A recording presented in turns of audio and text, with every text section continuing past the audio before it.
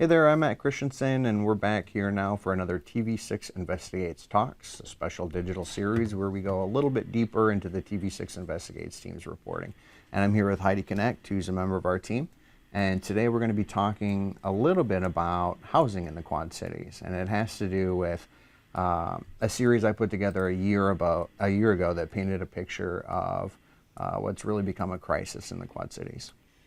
Yeah, and your your series was extensive.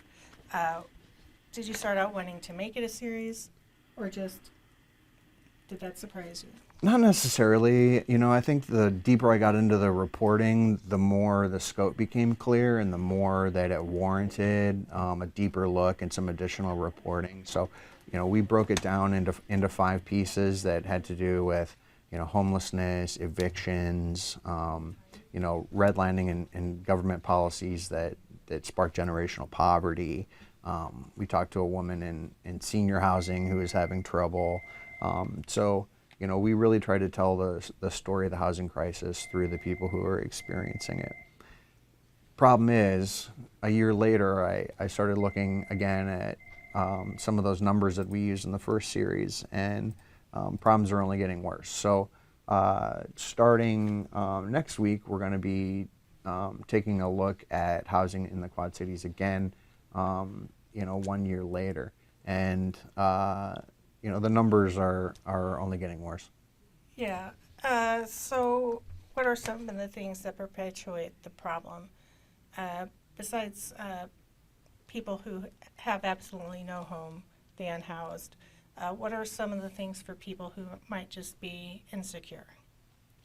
Yeah, I think the problem is that there are not enough places to live, and incomes are not keeping up with soaring rent prices. And so that's putting a lot of pressure on the market for people who are right on the brink of being able to afford to rent at an affordable rate. So in the Quad Cities, you used to have to make about 15 something an hour to be able to afford a regular 2-bedroom apartment that was close to about $800. Now we're up to $17.42 an hour that you're gonna have to make to be able to afford the same apartment, which now costs closer to $1,000. Yeah, and so that $17, that would be it's supposed to be what, 30% of? Right, and that's sort of the threshold for determining whether you're, I think the term that everybody probably recognizes is house poor, where you're spending more than 30% of your income on your housing. If you're doing so, that puts you at financial risk. So you really want to be using about 30% of your income or less to be paying for your housing. Unfortunately, in the Quad Cities now, that number is extremely high. Yeah, so you talked about there's some lack of housing stock. There's just not enough buildings, but there's also aging buildings, and that means upkeep, that means landlords, and we know some young people that are just starting out. They're not making a lot of money, but they're trying to find a good place to live. So what are some things that keep people, they're making enough money, but what's keeping them out of homes? Well, I think a lot of people are not being able to get into reliable housing at a good price point, but there are all kinds of other obstacles that we're seeing in the community, and those have to do with, if you have a mental health issue, it's much harder to get into stable permanent housing. If you're a minority in town, there are difficulties there too.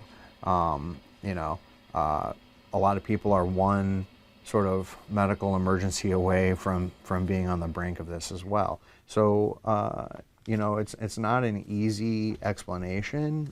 There are all kinds of obstacles that people are facing now to being able to get into safe, affordable housing. And, I think in the series or the new reporting that we'll do next week, we're certainly going to touch on those topics and hopefully find a few answers too. Yeah. So I wanted to take a look really quick at some numbers before we get out of here, just to let people know about kind of what's coming up, and you know, we're going to look at that income rate for sure, and then we're going to look at that expense rate for sure, because income is not keeping up with not only rent prices, but also other cost of living issues. We're talking about inflation. Everything's more expensive than it was last time we looked at this data. And you're also starting to see money that was available during COVID. That money's starting to run out, and some of those grants are disappearing. Some of those emergency funds that some of the social services groups are getting in town, you know, are running out, and so grants are becoming harder to find, and that kind of stuff too. Yeah, it's kind of the COVID money is not there anymore, but you know, COVID also, you know, contributed to the crisis as well. So Yeah, absolutely. And unfortunately, there's not an easy answer here. And if there was one word to describe what the answer would be, it'd be money. Money. That's what everybody says. The groups need to be able to change this fundamentally, because, you know, building affordable housing, 1 or 2 units at a time, is just not going to get this done. And even the groups building these facilities or helping unhoused people all realize this, that they're making very small contributions to solving a very, very large problem. And yeah, they might be adding 100 units, but that's still just a drop in the bucket. yeah, when you're missing 6,000 affordable housing units in town that have disappeared over the last 10 years, you know, you're seeing new construction being built, especially on the Iowa side, but what you're not seeing is some of those affordable homes in the core of the city that are being kept up. And so you're seeing those disappear out of the market. That puts even more pressure on folks who are trying to move into kind of an affordable place. And you know, another one of these obstacles that we talked about too with some of our sources is just these out-of-town landlords who are not paying attention to what's going on their properties. They're not keeping them up, and when those properties become unlivable, those are just fewer places for people to find a spot to sleep. So anyway, we'll take a look at all these things coming up in our reporting next week. If you want to check out that series, though, that we've been talking about, it's on our website and news apps called No Place to Call Home.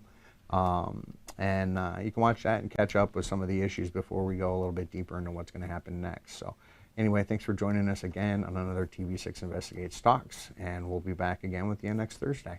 Thanks.